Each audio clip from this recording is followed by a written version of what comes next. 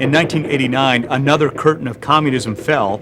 A revolution was born that revealed the plight of the Romanian orphans. Soon after, the world listened in horror to the cries of nearly 300,000 children locked away in deplorable institutions. Many were placed in these orphanages because of birth defects. Their parents were simply too poor to afford the corrective surgery. But their cries were not ignored. Volunteers from Northwest medical teams responded. They began by sending surgeons to treat children for blindness and other physical deformities. Construction teams also improved the children's living conditions. How can they sleep in those conditions, and how can they ever learn to take care of themselves or their things when the conditions are so poor? It just tears at your heart. During their missions, volunteers noticed the children's endless rocking motion.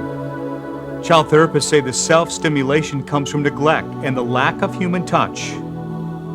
This deprivation results in long-term physical and mental disabilities. A team of volunteer therapists came to Romania to provide the loving touch these children need. The babies need a lot of love and caring and compassionate touch. During their 2-week mission, the team assessed the condition of infants and toddlers who were behind in their physical and motor development skills. Children that should be rolling over or sitting up could barely lift their heads. Because of a high ratio of infants to caregivers, babies are left alone for hours with no human interaction or contact.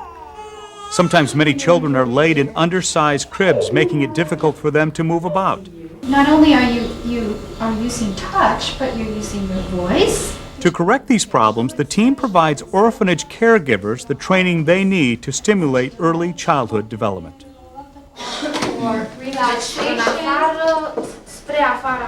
We're introducing a specialized program that will enable the workers to effectively provide the babies the tactile stimulation that's important for their development.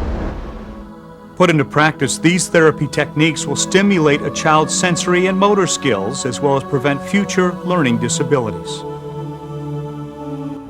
What it's going to do for the babies is provide them with the stimulation for their neurological development that we're looking for, to try to avoid some of the sensory deprivation we see in babies who do a lot of rocking and other abnormal behaviors. And for Romania's child, all they needed was a loving touch.